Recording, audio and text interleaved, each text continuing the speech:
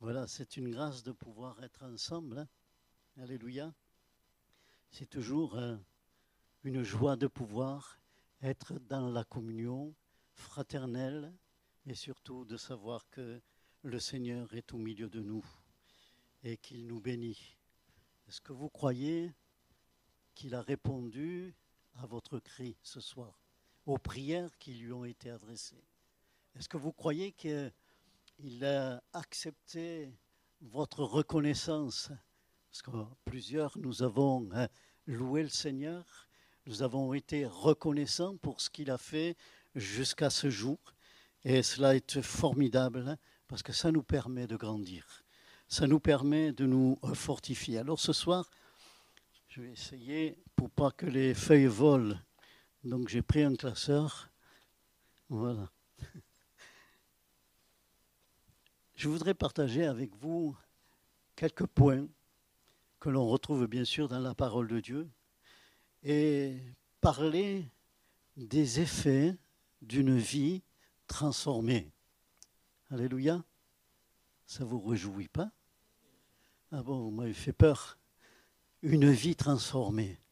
Combien cela est bon de savoir que notre vie a été transformée. Alors je prends l'exemple, je l'ai pris dans Actes au chapitre 9 et nous allons lire du verset 19 à 29. Acte 19, si j'étais à la bonne page, ça serait bien. Acte 9, voilà. 19 à 29.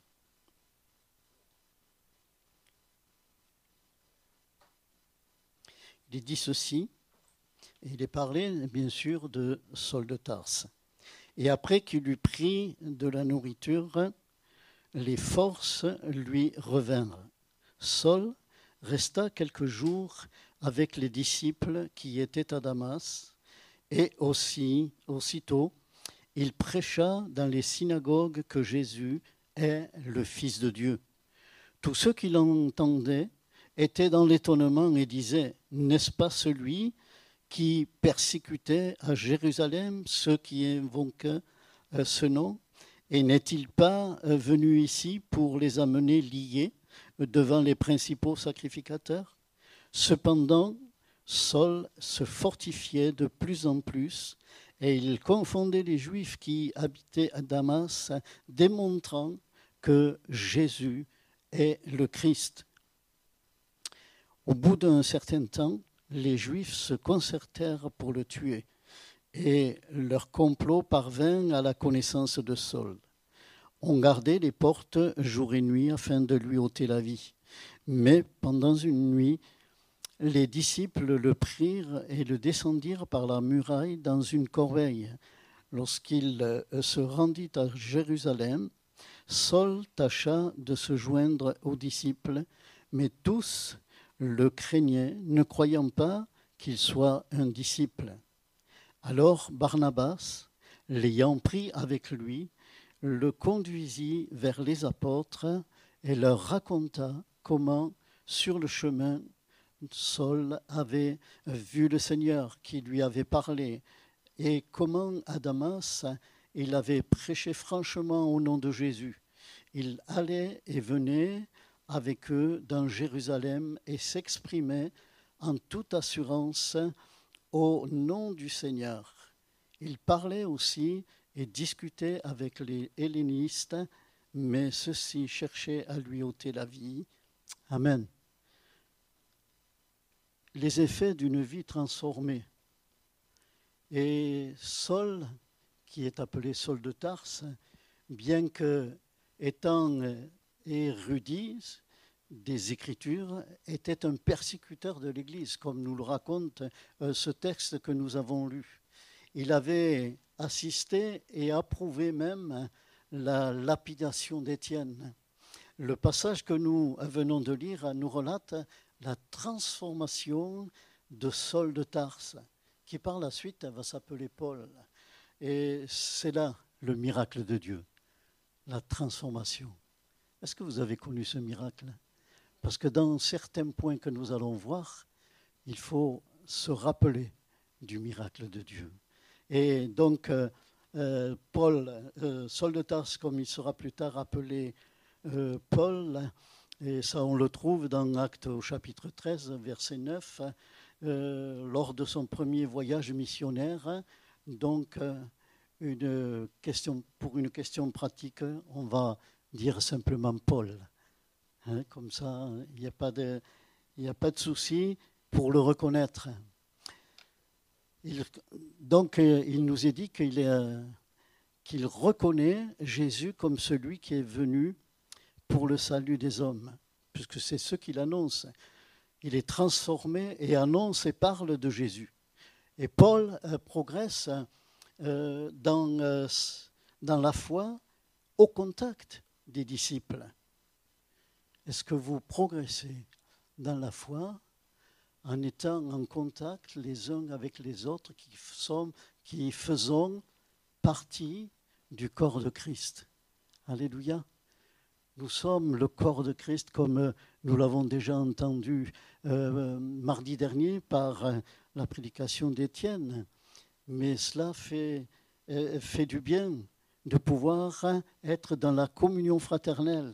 Et en présence de Jésus, on se fortifie.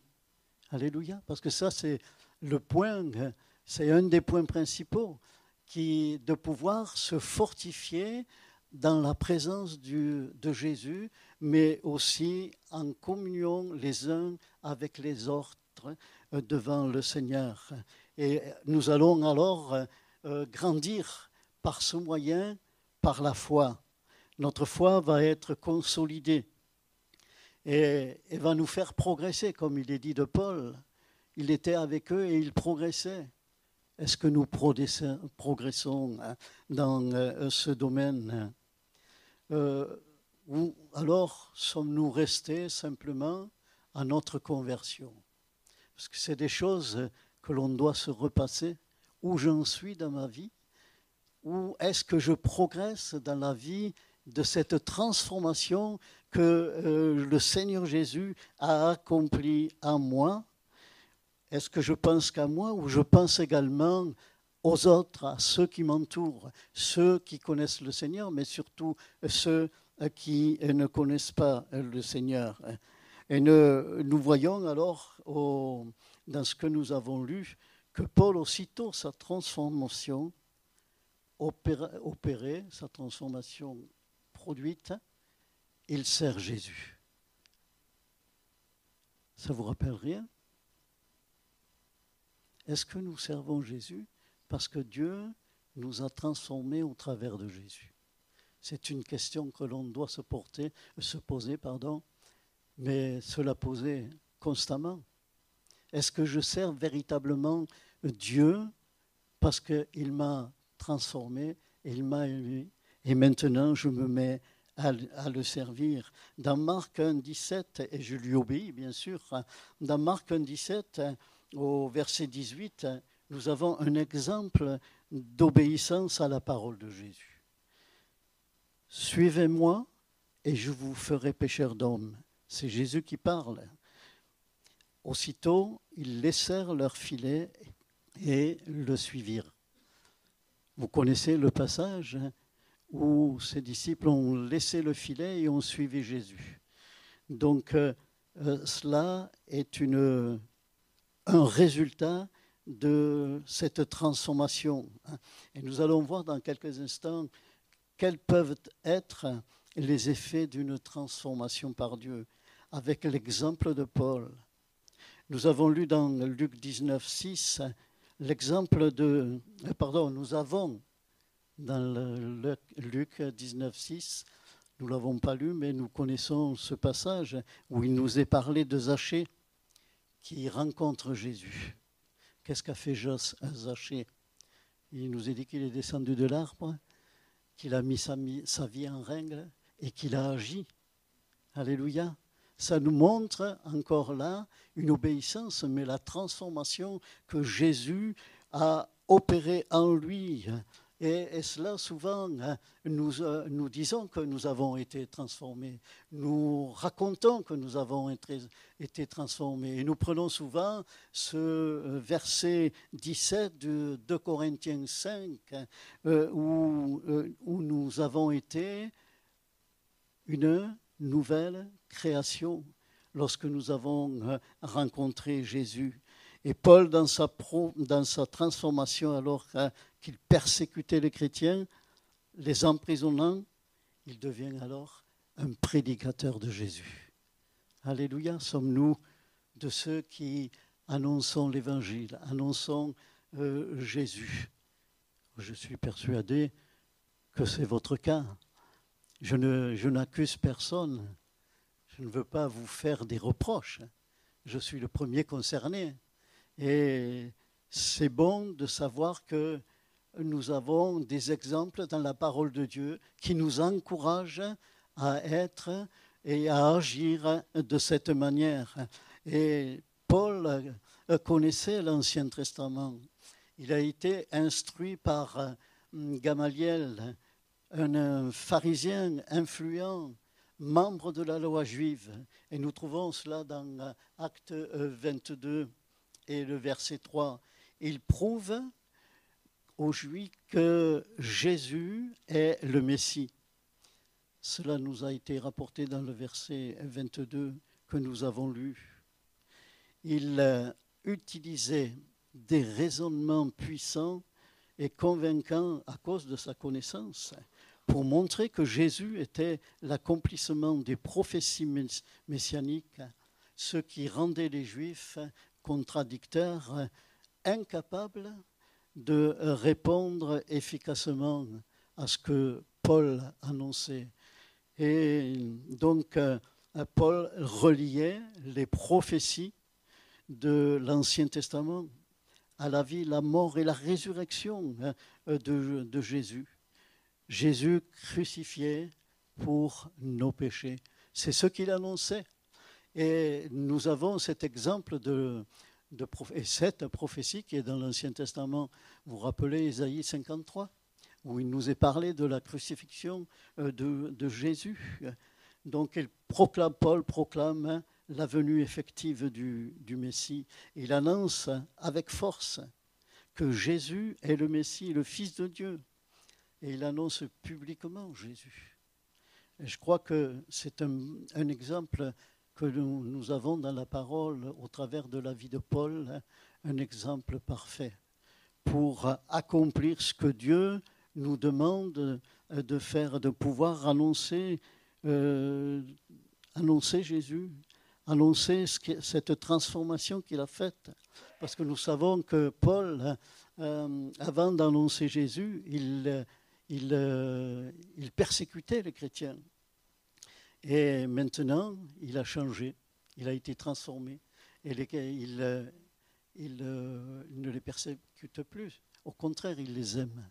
Il les aime, il les entoure et il les enseigne. Il sert Jésus en aimant les autres, en aimant les chrétiens également, au lieu de les persécuter. Il est soucieux du salut des autres. Et dans Philippiens, il nous est dit, et c'est Paul qui parle, car Dieu m'est témoin que je vous chéris tous avec la tendresse de Jésus-Christ. Combien cela est formidable. Quelle transformation il y a eu dans le cœur de Paul, dans la vie de Paul, pour en arriver à chérir tous ceux qu'il était en train avant de persécuter.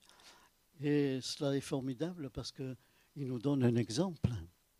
Est-ce que nous chérissons nos frères, nos sœurs, notre famille, même si des fois, ce n'est pas évident?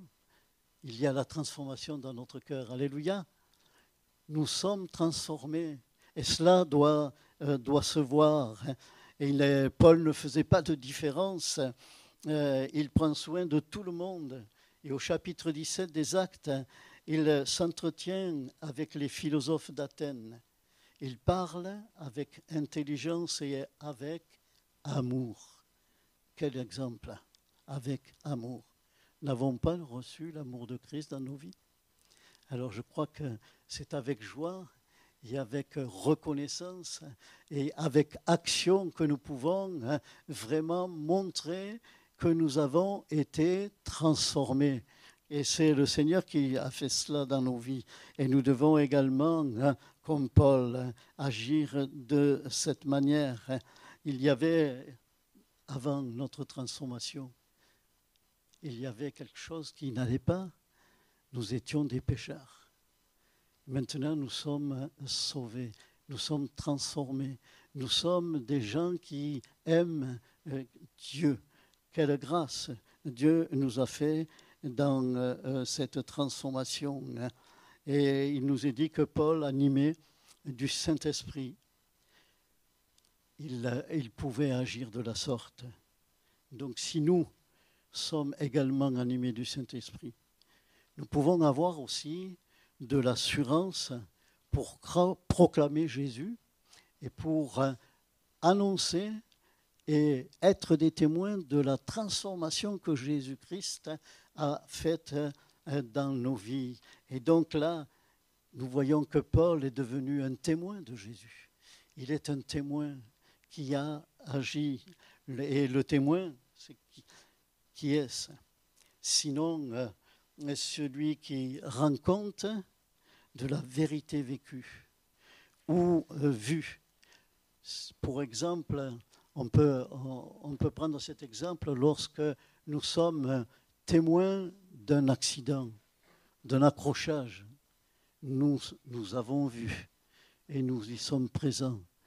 Eh bien, Paul racontait ce qu'il avait vu dans sa vie, ce qu'il avait vu par rapport à Jésus et ce que Jésus avait fait dans sa vie. Ici, donc, Paul témoigne de la vérité et il rend témoignage de ce qui s'est passé. Nous l'avons dans le chapitre 9, dans le chapitre 9, au verset 3 et jusqu'au verset 18, où il nous est raconté, et vous connaissez l'histoire, lorsque Paul, sur le chemin de Damas, est arrêté par le Seigneur. Paul, Paul, pourquoi me persécutes-tu?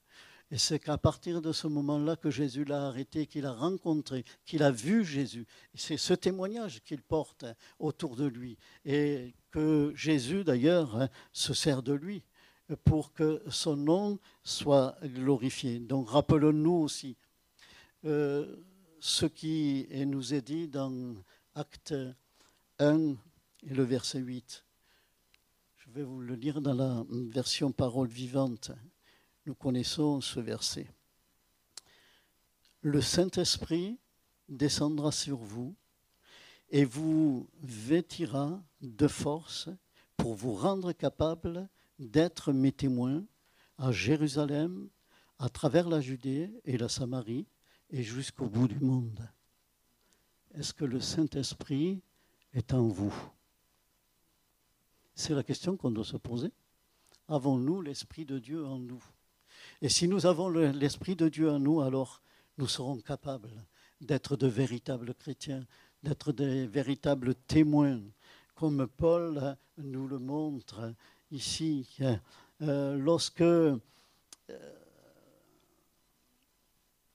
Paul a pu faire cette expérience avec Jésus,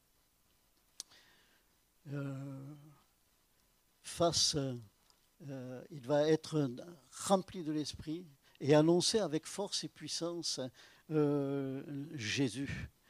Les Juifs, d'ailleurs, à cause de cela, veulent s'en prendre à sa vie et complotent pour le tuer. Nous connaissons l'histoire. Paul rencontre une opposition parce qu'il annonce quoi? Il annonce une bonne nouvelle, qui est Jésus le Sauveur. Cela ne plaît pas.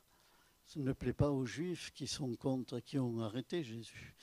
Les Juifs ne voulaient pas se convertir à Christ car ils attendaient le Messie, celui qui devait les délivrer de l'Empire romain. Ils ne voulaient pas connaître que Jésus était l'accomplissement des prophéties. Ils ne croyaient pas à la Trinité, c'est-à-dire le Père, Fils et Saint-Esprit. Et le seul moyen d'empêcher Paul de proclamer Christ était de l'éliminer. Il voulait le supprimer. Et l'histoire que nous avons lue, le récit que nous avons lu, nous montre que les disciples sauvent Paul en le faisant descendre de la muraille dans une corbeille la nuit, et ils prennent soin de lui, le protègent par amour fraternel. Et ça nous enseigne et nous montre un point que nous pouvons mettre en pratique au milieu de nous, c'est de veiller les uns sur les autres. Alléluia. Veiller, pas surveiller, mais veiller les uns sur les autres. Et cela va nous amener à avoir des liens très serrés les uns envers les autres. Donc veillons les uns sur les autres. Encourageons-nous pour prier les uns pour les autres. Et si nous prions les uns pour les autres, alors nous pouvons nous protéger réciproquement à cause de la prière. Et cela va nous permettre d'avancer dans le témoignage, d'avancer dans notre changement qui a été opéré par Jésus-Christ. Et donc là, nous avons vu que le seul moyen d'empêcher Paul de proclamer Christ était de l'éliminer. Les disciples donc le sauvent en le faisant passer, comme je l'ai dit tout à l'heure, et par la muraille la nuit, dans une corbeille. Lui qui n'avait peur de rien, quand il persécutait les chrétiens, s'attache à ce qui est le plus important. Rencontrer les apôtres, se rapprocher de l'église de Jérusalem, avancer dans son cheminement spirituel. Et ici, Paul nous montre qu'il craint Dieu par sa vie de piété. Il est un témoignage vivant. Les Juifs veulent l'éliminer car il proclame une bonne nouvelle. Alléluia. Il proclame une bonne nouvelle, celle de l'amour gratuit de Dieu. Et malgré les difficultés que rencontre Paul, il demeure un fidèle témoin. Alléluia.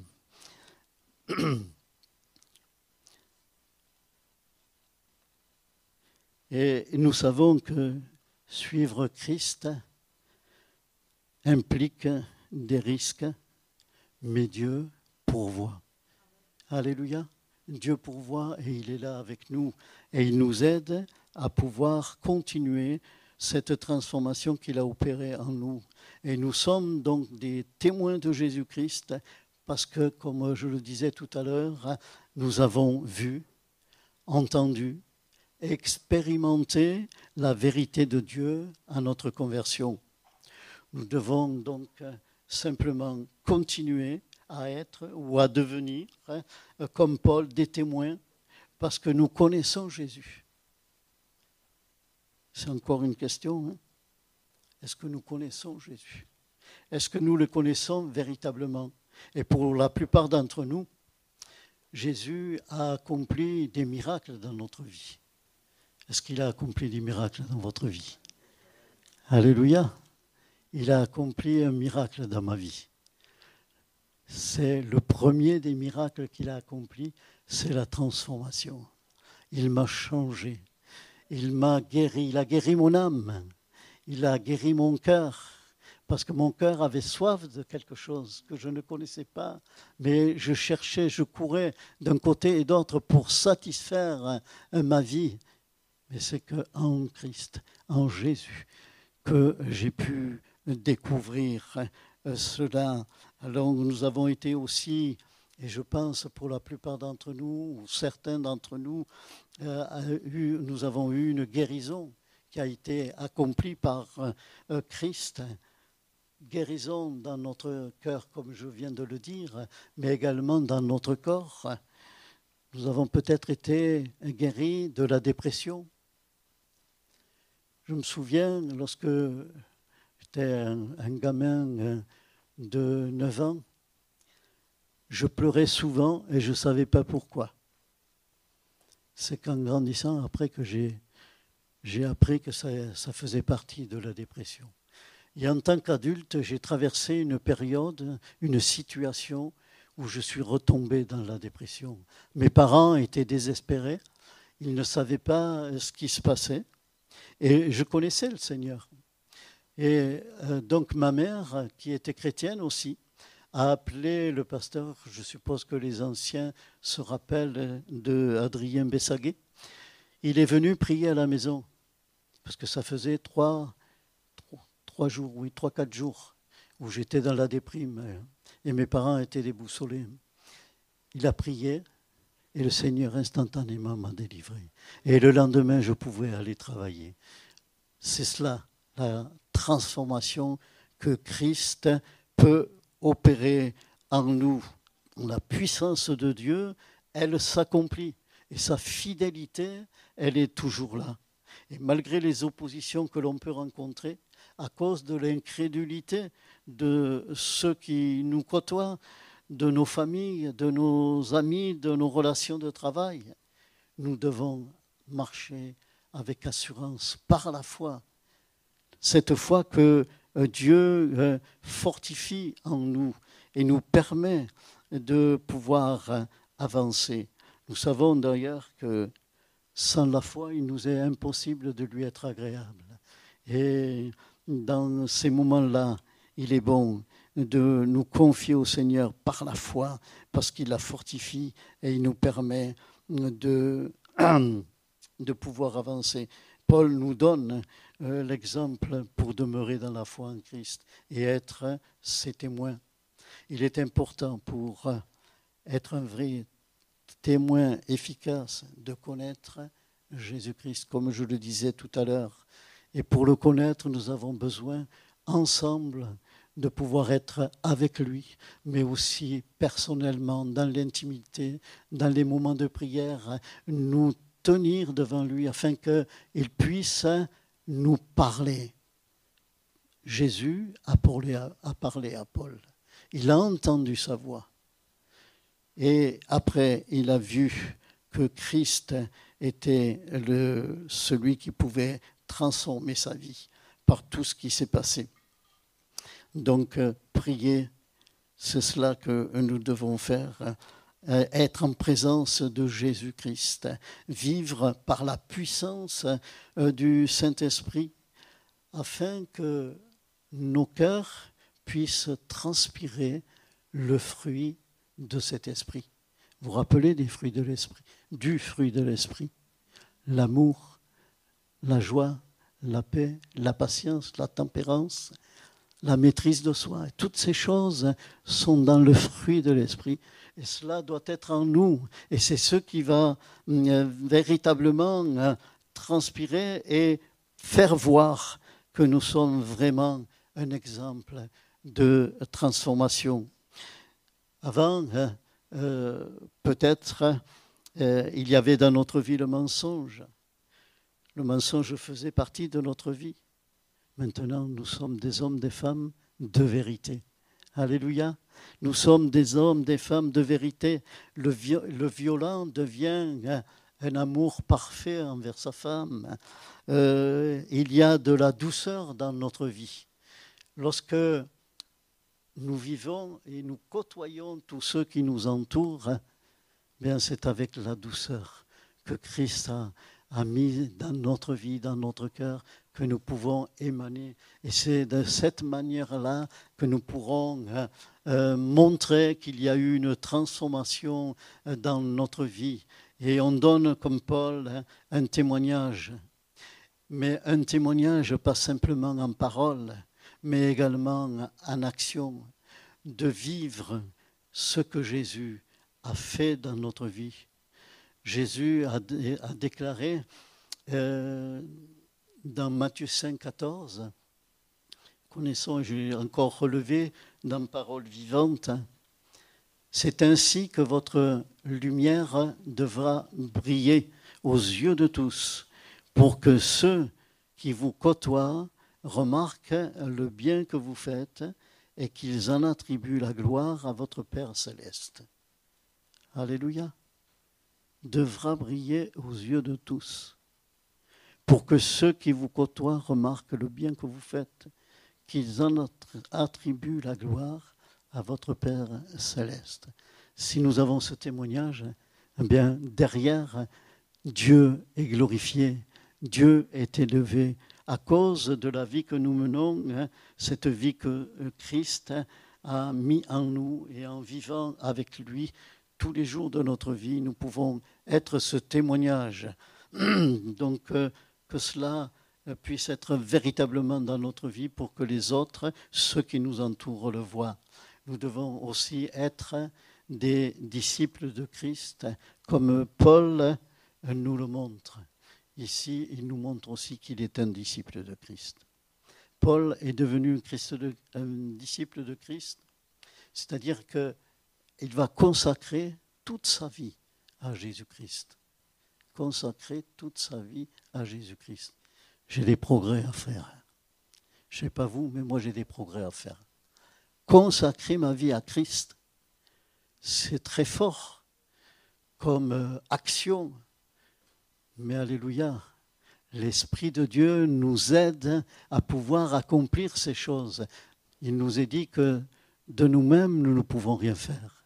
Et le Seigneur a prévu en toutes choses à cela. Et nous pouvons accomplir ces choses.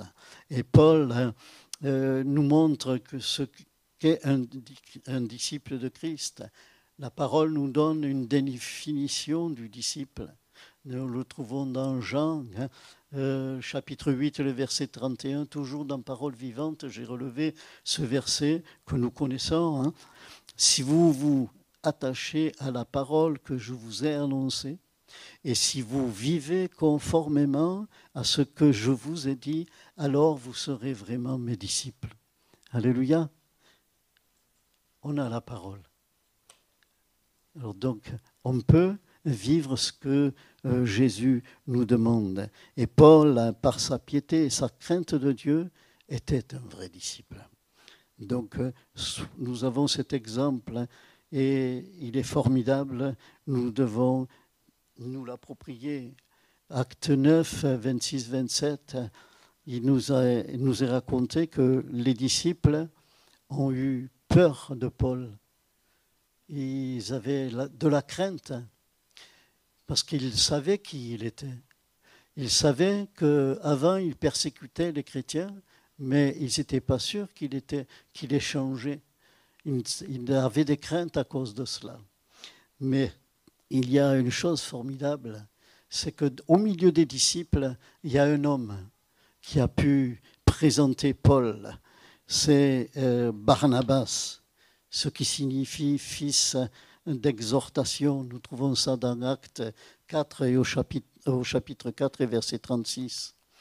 Mais Barnabas, il va leur confirmer la conversion de Paul. Ils ont des préjugés au sujet de Paul. Méfions-nous d'avoir des préjugés envers celui qui s'est converti.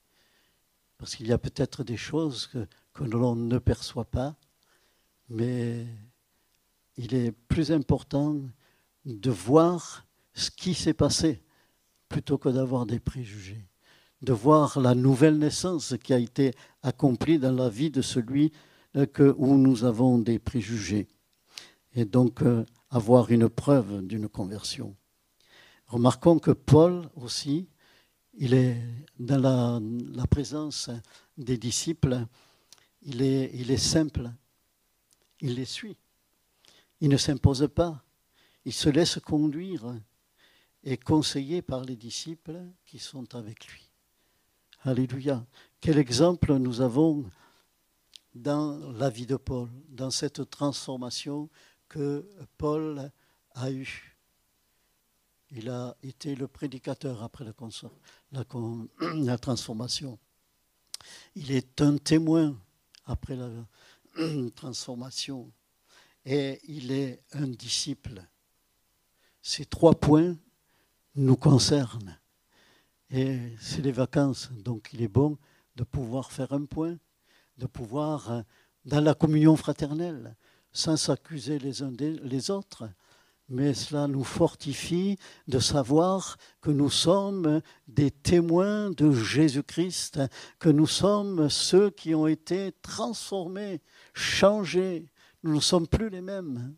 Alléluia. Oh là là, ça n'a pas l'air de vous plaire. Et oui, nous sommes transformés. Et nous avons été transformés pour servir le Seigneur. Paul s'est consacré. Et nous savons, en lisant les épîtres, combien Paul, malgré les endroits où il a été amené, c'est-à-dire les prisons, malgré toutes les oppositions qu'il a rencontrées, il a toujours été fidèle au Seigneur. Il a toujours rendu témoignage du Seigneur. Et il avait une foi authentique. Et notre foi authentique, elle nous pousse à témoigner. Alléluia. Si nous avons cette foi, alors nous allons témoigner du Seigneur. Et malgré cela, les tribulations que nous pouvons rencontrer, notre foi, lorsque nous avons la foi, bien nous ne reculons pas, nous avançons. Alléluia. Parce que nous nous confions au Seigneur et qui est celui qui nous dirige, qui est celui qui nous a transformés. Et en conclusion, je dirais ceci, Paul a été transformé, il a été un témoin rempli de l'Esprit, malgré les difficultés qu'il a rencontrées, il a accompli ce que Dieu lui avait confié. Les églises, parce qu'il y a cela le résultat de sa vie, les églises ont bénéficié de l'action de Dieu par lui. Jésus-Christ nous a transformés. Jésus-Christ nous a transformés. Jésus-Christ nous a transformés. Ah bon, oh là là. Je crois que je suis le seul à être transformé. Ah bon, je suis pas le seul. Ça, c'est une bonne chose. Jésus-Christ nous a transformés et par le même esprit nous enseigne au moyen de la parole, des prédications que nous entendons, des études bibliques, comme le mardi, des fois, nous avons des études sur la doctrine. Tout cela nous aide à pouvoir progresser dans la vie que Christ nous a donnée. Donc, cela doit permettre à Dieu, avec ces choses-là, d'agir dans nos vies, de nous former, de nous façonner pour porter du fruit dans l'Église, se mettre en action. Par son esprit, il nous aide à devenir des disciples accomplis. Des disciples accomplis. Par sa transformation, Paul a été un instrument de Dieu pour l'édification de l'Église, pour que les églises grandissent en nombre et en qualité. Que Dieu nous aide, par son esprit, à progresser dans tous ces points que nous pouvons voir dans le témoignage et la vie de Paul, dans ce qu'il a confié d'accomplir à chacun des membres du corps de Christ. Nous sommes le corps de Christ. Chacun pour notre part, nous avons à nous rappeler toutes ces choses. C'est formidable de savoir que nous sommes transformés. Mais on ne doit pas s'arrêter là. À la transformation, Paul a agi. À l'écoute de la voix de Jésus, les disciples, enfin ceux qui étaient pêcheurs de poissons, ont entendu la voix de Jésus, suivez-moi, ils ont obéi et ils ont agi et ils sont devenus des disciples. Et Jésus va leur dire, je vous ferai des pêcheurs d'hommes. Et c'est ce que veut faire le Seigneur de nous, être des témoins efficaces pour que nous puissions apporter notre témoignage pour que d'autres puissent rencontrer le Seigneur. Alléluia. Gloire à ton nom. Gloire à Dieu. Voilà quelques points qui sont bons de pouvoir prendre en considération. Oh, c'est vrai. Nous savons cela. C'est une petite révision. C'est un petit rappel mais combien important. Combien important pour nos vies. Et surtout, combien important pour que la gloire de Dieu puisse être au milieu de notre Église. Parce que nous pourrons amener des gens à la conversion. Ce n'est pas nous qui ferons, mais c'est le Seigneur qui est avec nous. Et par la foi en Christ, alors des hommes, des femmes vont rencontrer le Seigneur. Parce que nous aurons été des témoins remplis de l'Esprit. Alléluia. Et pour cela, nous avons besoin de nous serrer les coudes, je dirais. Nous avons besoin d'être en parfaite communion avec le Seigneur, parfaite communion entre nous. Parce que comme Barnabas a aidé Paul en le défendant et en montrant qu'il avait rencontré Jésus, bien nous pouvons nous aussi nous aider les uns les autres en priant les uns pour les autres. Ça fait partie de l'amour fraternel. Rappelons-nous, il nous est dit, aimez-vous les uns les autres, comme je vous ai aimé. Alléluia, gloire à Dieu. Seigneur, nous te bénissons de ce que ta parole est la vérité et combien tu es grand pour nous donner des exemples que tu as accompli, Seigneur, ta parole, ta puissance dans la vie de Paul, comme tu as accompli, Seigneur, dans plusieurs des disciples, Seigneur, ta puissance. Seigneur, nous voulons nous tenir devant toi encore dans ces moments, t'apporter chacune de nos vies, Seigneur, afin que, mon Dieu, nous puissions être des hommes, des femmes, des jeunes gens, des jeunes filles qui honorent ton nom, qui deviennent des témoins, des véritables témoins, de véritables disciples de Jésus-Christ, notre Sauveur. Seigneur, nous voulons nous laisser remplir de ton esprit afin d'être renouvelés, afin de pouvoir accomplir ta parole, afin de pouvoir, Seigneur, faire ce que tu as mis dans nos cœurs, ce que tu veux que nous fassions, parce que nous savons, Seigneur, que tu es avec nous, c'est ta promesse, et tu veux nous aider, Seigneur. Oh, merci, Seigneur. Nous voulons être humbles devant toi pour nous laisser, Seigneur, conduire par toi. Merci, Seigneur.